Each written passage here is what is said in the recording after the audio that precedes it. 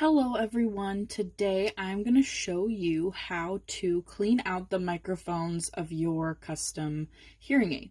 So not every custom hearing aid is going to look exactly like this, but they're all pretty much built the same. Usually they have microphones right on the top, and today I removed the panel on the top so you can see right where the microphones are located. So about right here, where these two little holes are right where the microphones are.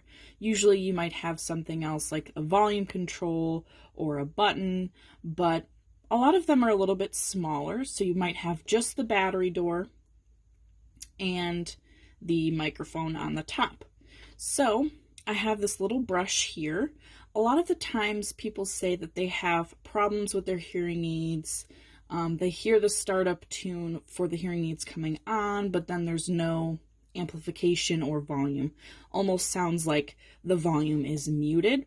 9 times out of 10, it is that it is a microphone problem. So we always recommend that every once in a while you brush out those microphones with, you guessed it, a brush.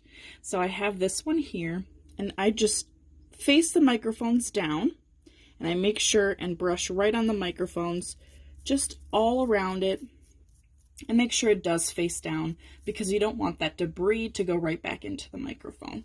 But just for another view, just brush right on top.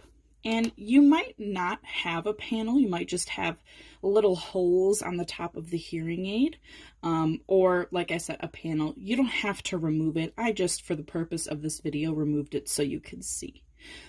But that is how you brush out the microphones.